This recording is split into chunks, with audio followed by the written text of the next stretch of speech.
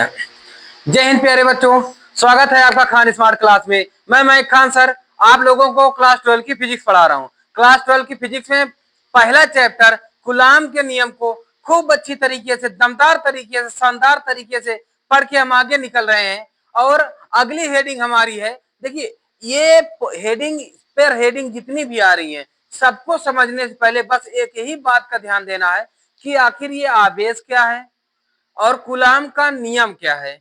Coulomb के नियम को अगर दिमाग में रख लिए हैं तो यहीं से शुरुआत है। पूरा फर्स्ट पेपर आपको यही लेकर जाएगी। हर जगह कहीं ना कहीं अपना एक रंग जरूर दे देगी आपको। तो कूलाम के नियम को समझना अति आवश्यक है। जैसे खाना खाने के बाद पानी पीना बहुत ही ज्यादा जरूरी होता है, ठीक है ना। तो ये जान लेना कि अगर खाना खाने की शुरुआत आप पानी के साथ कर लिए हो तो आपका गला भी साफ हो जाएगा और डाइजेशन भी आपकी सही हो जाएगी, ये याद रखना। इसी तरह आपका अगर फिजिक्स फर्स्ट को पढ़ रहे हो और कूलाम के नियम को पढ़ लिए हो तो जान लीजिए कि पूरी हेडिंग आपकी तैयार होती चली जाएगी, वादा रहा मेरा, ठीक है ना। आइए अब देखते हैं आज की हेडिंग क्या है। कूलाम के नियम का सदिश स्वरूप। कूलाम के नियम का सदिश निरूपण जो आता है इसको हम कैसे व्यक्त करेंगे, कैसे दिखाएंगे, समझाएंगे। Vector form of coulombs law. देखिए मान लेता हूं दो बिंदु आवेश हैं, दो बिंदु आवेश हैं। अब इनकी कुछ तो दूरी होगी, है ना, इनकी भाई कुछ तो दूरी होगी। अब इन पर जो बल लगेगा, मान लेते हैं एक एक बल इधर की ओर लग रहा है, एक बल इधर की ओर लग रहा है। मान लेते हैं इस पर कुछ बल रहा है, एक एक पर आकर्षण हो रहा है, एक पर प्रतिकर्षण हो रहा है ना। एक कोई तो होगा भाई, देखो दो चार्ज हैं, दो चार्ज में से किसी पर तो आकर्षण होगा, किसी पर प्रतिकर्षण होगा। भाई किसी पर होगा ना, एक पर तो, दोनों पर आकर्षण है, दोनों पर प्रतिकर्षण तो होगा नहीं। एक पर आकर्षण होगा, एक पर प्रतिकर्षण होगा। अब कौन सा होगा, तो मान लेते हैं एक पर आकर्षण है, एक पर प्रतिकर्षण है, ठीक है ना। अब इसी को हम दिखाने के लिए माना दो बिंदु आवेश Q1 और Q2 जिनके बीच की दूरी r है, इन दोनों आवेशों के बीच की दूरी r है। कूलाम के नियम को खूब अच्छी तरीके से समझ गए थे। अब मान लेते हैं, माना माना Q1 का Q2 का Q1 के सापेक्ष स्थित सदिश AB इक्वल r। मान लेते हैं इनके बीच की जो दूरी है वो r है, या इनकी स्थित सदिश इनके बीच AB के बीच r है। और चूंकि AB बराबर चाहे कहो चाहे BA बराबर कहो, दोनों का r ही है, लेकिन फर्क हो जाएगा स्थित सदिश को बताने के लिए। अगर सदिश एक इस दिशा में जा रही है तो दूसरी उस दिशा में जाएगी तो माइनस हो जाएगी।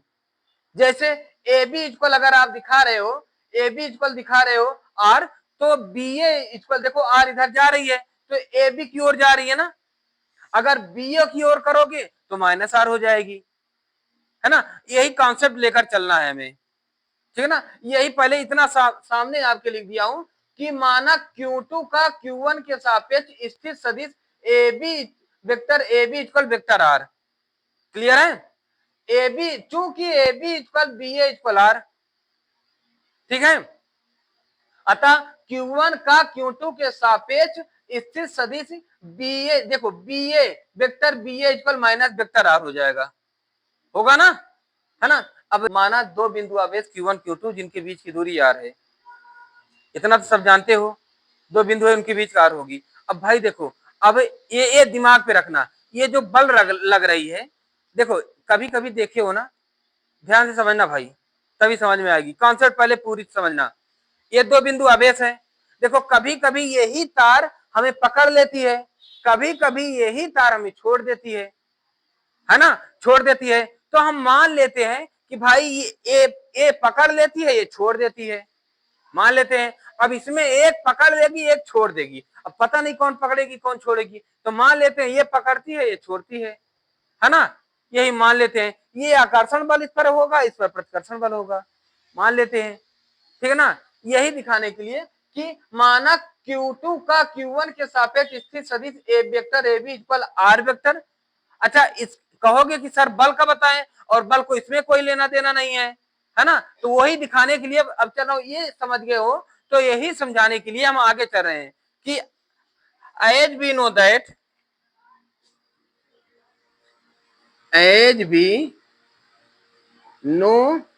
that आपको मेरे डेरिवेशन में जितना मैं डेरिवेशन कराता हूं हर जगह आपको ये देखने को मिलेगा, एज वी नो दैट, जैसा कि हम जानते हैं क्या, कूलाम्स लॉ, कूलाम के नियमानुसार, कूलाम के नियम से क्या होगा, F is equal 1/4πε0 Q1 Q2/r²। हो जाएगी ना भैया, हो जाएगी ना। अतः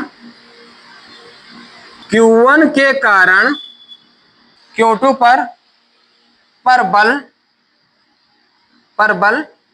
F equal 1/4πε0 into Q1 r² r cap. अब देखो एक बात ध्यान देना, कह रहा है कि Q1 के कारण Q2 पर बल। अब देखो Q1 के कारण Q2 पर बल है ना, अब जब बल लग रहा है तो Q1 के कारण Q2 पर बल रहा है, तो ये बल लग रहा है ना, Q1 के कारण Q2 पर बल, तो ये बल लग रहा है ना। यहां पर वेक्टर r कैप है, क्योंकि क्लास 11 में पढ़ लिए हो, r cap equal r vector upon r, पढ़ लिए हो ना इसे, है ना, या n वहां n दिखाए हो या a दिखाए हो, कुछ भी दिखाए हो, n cap equal r vector upon r दिखाया गया है ना, पढ़े हो, याद है कि नहीं, है ना। तो यही है, तो यहां पर आप कर दोगे वेक्टर, वेक्टर क्या 2 1। बोलो इसमें कोई कॉन्सेप्ट में दिक्कत है, बोलो भैया, इसमें 2 1 लिखने में कोई दिक्कत है, क्योंकि यह लिखा हूं कूलाम के नियम से 1/4πε0 Q1 Q2/r²। फिर अतः Q1 के कारण Q2 पर बल, Q1 के कारण Q2 पर बल, कौन सी बल लग रही है, F21 ना, है ना, तो वही लिख दिया, ठीक है। जहां एकांक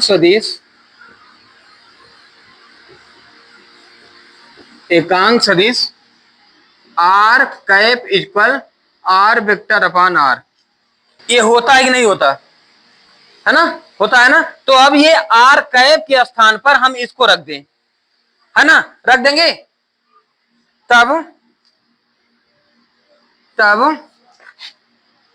यप, देखो सभी लोग को एक बार बता दिया हूं, मेरा जब से एक्सीडेंट हुआ है मैं थोड़ा यहां पहुंचने के बाद तिरछा होने लगता हूं, है ना, क्योंकि ज्यादा झुकने में दिक्कत हो रही है। देखो अब यहीं से दिक्कत का सामना हो जा रहा है, यहीं से जाएगी फिर ऐसे उतर जाएगी, है ना, थोड़ी मुश्किलों का सामना करना पड़ता है, थोड़ा सा हालात से गुजरना पड़ता है, जीत जाएंगे इस हालात से एक ना एक दिन, बस ऐसे चलाकर ऐसे टेढ़े रास्तों पर चलना पड़ता है, ठीक है ना।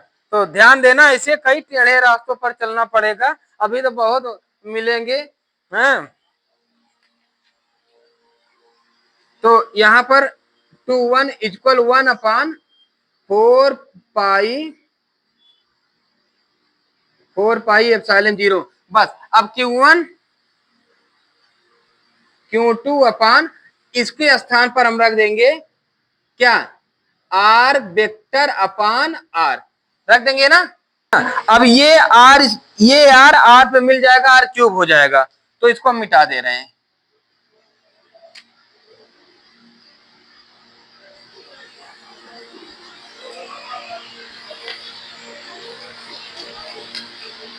देखो वेक्टर F21 इक्वल 1/4πε0, देखो Q1 Q2 तो है ही, Q1 Q2 अपान ये r मिलके r² हो जाए, r³ हो जाएगी, r³ वेक्टर r, समीकरण नंबर फर्स्ट कर दे, है ना। यहां पर Q1 के कारण, अब Q2 के कारण पर बल। अब भैया देखो यहां पर ये करो कूलाम के नियम से, देखो अब इधर से कहां से? Q2 के कारण Q1 पर बल हो रहा है, तो इधर आएगा, माइनस हो जाएगा, है ना, माइनस हो जाएगी ना, है ना। तो क्या हो जाएगा, वेक्टर F12 ये हो जाएगा क्या, 12 is equal 1/4πε0 into Q1 Q2 upon r, oh sorry, r square, ये हो जाएगा। अब यहां पर बी ए दिखाना हो तो दिखा दो, तब जाकर ज्यादा समझ होगा। बी ए दिखा देंगे तो B A equal minus R vector रख देंगे, है ना, माइनस आर कैब लिख देंगे, फिर माइनस के स्थान पर यहां पर बी ए लिख देंगे, या vector F12 equal 1/4πε0 into Q1 Q2 upon r square, इसके स्थान पर माइनस आर कैब लिख दें, ठीक है ना। अब आर कैब के स्थान पर हम माइनस पहले कर लें, या vector F12 equal -1/4πε0 into Q1 Q2 upon r square into क्या हो जाएगा, vector r vector upon r, ये मल्टीपल हो जाएगा। F vector F12 equal -1/4πε0 into Q1 Q2 upon r cube r vector. बोलो भैया यहां तक कोई दिक्कत? अतः पहले लिख दे तो, अतः F vector 21 equal F vector 12, ये माइनस में है तो ये माइनस कर दो। अगर आपका मन कहे तो मानवो पूरा रख देना, हम यही दिखा दे रहे हैं। तो इससे ये स्पष्ट है भैया कि दो बिंदुओं पर लगने वाला बल एक दूसरे के विपरीत तथा बराबर होंगे, है ना, बराबर है, और ये प्लस है तो माइनस है, विपरीत है। क्लियर है? अतः समीकरण इस प्रकार कूलाम का सदिश निरूपण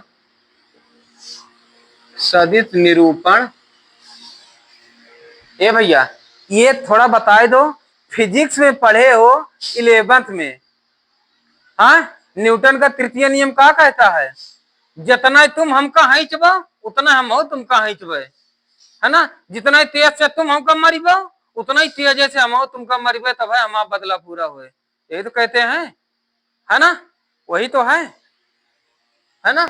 आकर्षण प्रतिकर्षण दोनों बराबर, जितना तुम हमका मरिबो उतना हम हो तुमका मरिबे, जितना ये है उतना ये है, बस फर्क ये है कि इनको माइनस में विपरीत है, ये जितना ही मरबो उतना ही मरे, है ना।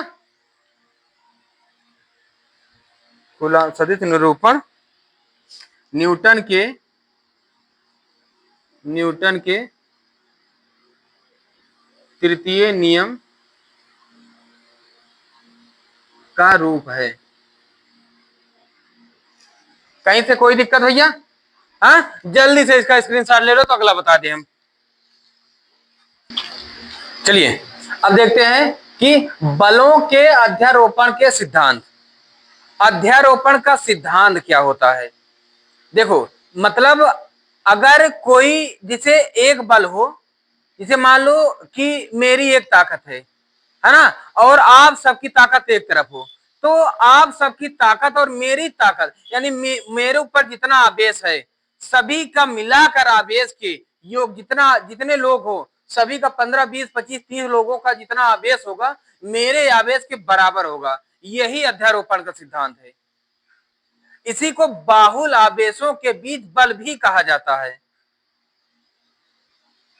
ठीक है। फिर से कि मतलब जितना बल मेरे अंदर है, जितना बल मेरे अंदर है, जितना आवेश के कारण, जितना चार्ज के कारण मेरे अंदर बल है, उतना ही बल आप सभी के अंदर है, बट सभी का जोड़ के है। कहने का मतलब है कि अगर मैं F1 हूं मान लो, मैं वेक्टर F1 हूं, है ना, तो आप लोग वेक्टर, चूंकि मुझसे ही जुड़े हो, F12 plus vector F13 plus vector F14 plus dot dot plus dot dot plus vector F1n, यही होगा। और इसी को कहते हैं बाहुल आवेशों के बीच बल, इसी को कहते हैं। क्या देखो, किसी आवेश पर कई अन्य आवेशों के कारण, किसी आवेश पर, कोई मान लो एक आवेश है, इस पर किसी आवेश पर कई अन्य आवेशों के कारण, ये कई अन्य आवेश है ना, कई अन्य आवेशों के कारण लगने वाला परिणामी बल, अब इन पर जो बल लग रहा है इनके बल के बराबर है भैया। लगने वाला परिणामी बल उस आवेश पर अन्य आवेश, ये अन्य आवेश है, ये उस आवेश है ना, ध्यान से समझना। किसी आवेश पर कई अन्य आवेशों के कारण लगने वाला परिणामी बल, किसी आवेश पर कई अन्य आवेशों के कारण लगने वाला परिणामी बल, इस पर जो परिणामी बल लग रहा है बल, उस आवेश पर अन्य आवेशों के कारण, इस आवेश पर अन्य आवेशों के कारण लगने वाला अलग अलग सभी बलों के सदिश योग के बराबर होता है। मतलब इस पर जितना भी बल लगेगा इन सभी के बलों के योग के बराबर होगा। इस पर भी जो बल लगेगा, इस पर भी जो बल लगेगा, इस पर भी जो बल लगेगा, तीनों के बलों के योग के बराबर ये होगा अकेला, है ना, यही है। इसी को ही बाहुल आवेशों के बीच बल भी कहा जाता है। क्लियर है, समझ गए इसको? इसे बहुल आवेशों के बीच बल भी कहते हैं। अब अगली हेडिंग हमारी क्या है? आपेक्षिक विद्युतशीलता या परावैद्युतांक। आपेक्षिक विद्युतशीलता, हमने इससे पहले आपको बता दिया था बेसिक में ना, epsilon upon epsilon not equal के, बता दिया ना, है ना। अब इसी को थोड़ा डेरिवेट टाइप का करके हम बता दें, है ना। अब देखो कूलाम के नियम को आप जान ही चुके हो। कूलाम का नियम क्या होता है? F equal 1/4 pi epsilon 0 into Q1 Q2 अपान R स्क्वायर। अगर हमारा यही बल किसी माध्यम में रखा हो तो Fm हो जाएगा, है ना, किसी माध्यम में रखा जाएगा तो मीडियम हो जाएगी, है ना। और अगर मान लो हमारा एप्सिलॉन नॉट किसी कोई विद्युतशीलता है तो एप्सिलॉन नॉट के स्थान पर एप्सिलॉन हो जाएगी ना। तो लिख देते हैं कि as we know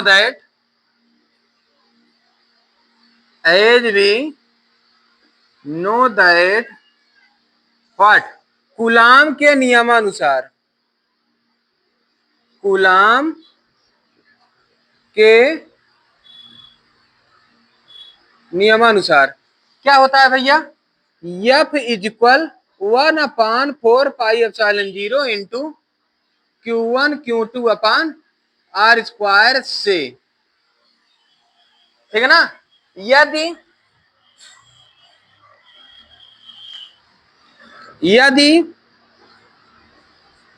बल किसी माध्यम में हो लगे में कार्यरत हो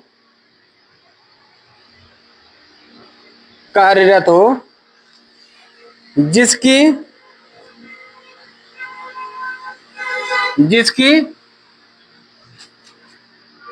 जिसमें माध्यम की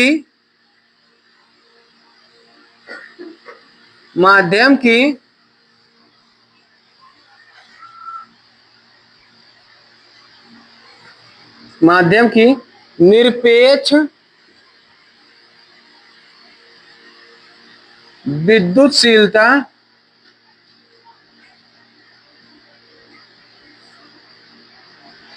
विद्युतशीलता एप्सिलॉन हो तो अब क्या करोगे भैया?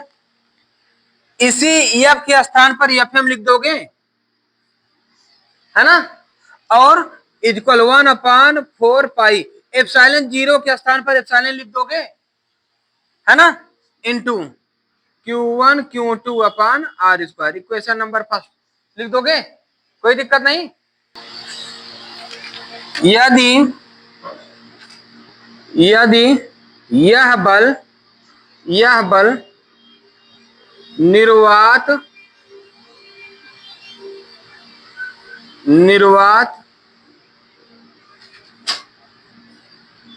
के लिए हो तो निर्वात के लिए होगा, क्या होगा, F equal 1/4 epsilon zero into Q1 Q2 upon R square. Equation number second हो जाएगी। समीकरण सेकेंड को समीकरण एक से भाग देने पर क्या हो जाएगा भैया, F upon Fm is equal, देखो यहां पर 1/4 कट जाएगी, Q1 Q2 कट जाएगी, एप्सिलॉन अपॉन एप्सिलॉन नॉट हो जाएगा, यही बचेगा। लिख के यहां दिखाएं या समझ गए, लिख दे, लिख दो 1/4 epsilon not into Q1 Q2 upon R square upon 1/4 epsilon not नहीं है, एप्सिलॉन अकेले है, epsilon into Q1 Q2 upon R square, है ना। ये 1/4 से 1/4 कट जाएगी, इससे ये कट जाएगा। एक स्टेप और बढ़ा दूं, यहां कर दूं क्या, इस साइड देखो, F अपॉन Fm इक्वल, यहां बच रहा है 1/एप्सिलॉन नॉट अपॉन, यहां बच रहा है 1/एप्सिलॉन, यही बच रहा है ना, ये एप्सिलॉन ऊपर हो जाएगा, F upon Fm equal epsilon upon epsilon not. Again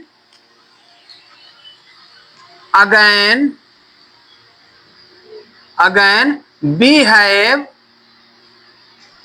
have epsilon upon epsilon not equal k, जानते हो ना, है ना। तो हम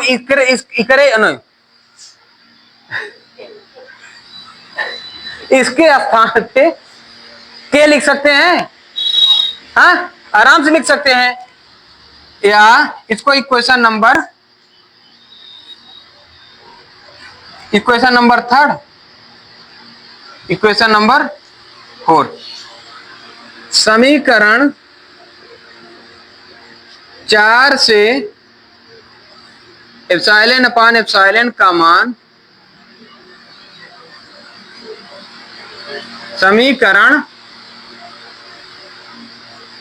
3 में रखने पर क्या हो जाएगा भैया, F upon Fm equal k, F equal k Fm, बोलो हो जाएगी। किसी माध्यम में लगाया गया बल का गुणांक एक नियतांक होता है ना, क्लियर है, यही इसका कर लो। एक बात तो ये है,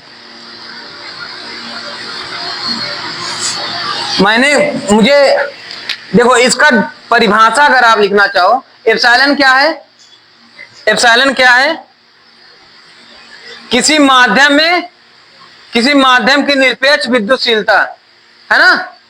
जहां लिख दें, यहां लिख दे रहे हैं, जहां एप्सिलॉन इक्वल माध्यम की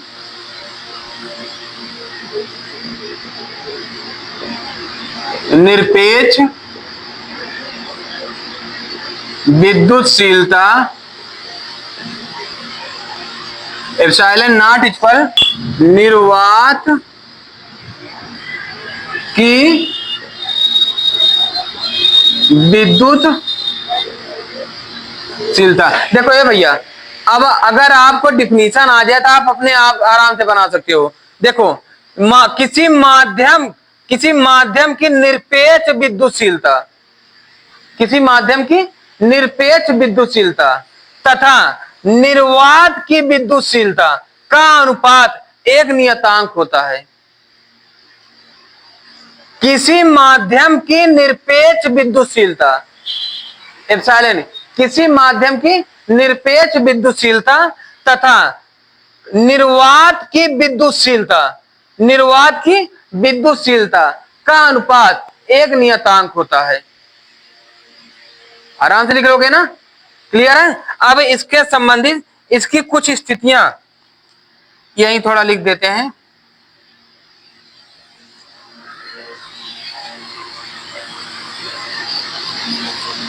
इसकी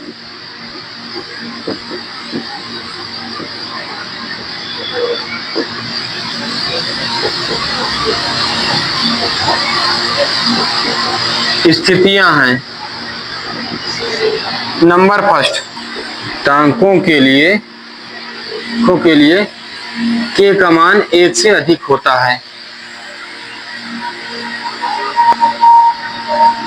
देखो इनकी 3 निम्नलिखित स्थितियां हैं।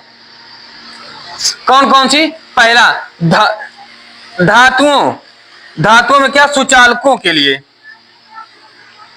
धातुओं के लिए के इक्वल इनफाइनाइट होता है, अतः दोनों आवेशों के मध्य सुचालक उपस्थित होने पर यह फिजिकल शून्य प्राप्त होता है ना। और निर्वात के लिए के इक्वल 1, इससे पहले ही बता दिया। और सभी परावैद्युतांक के लिए के का मान 1 से बड़ा होगा, है ना। ये तो समझ गए हो। तो इसका जल्दी से स्क्रीनशॉट ले लो तो हम आगे बताएं।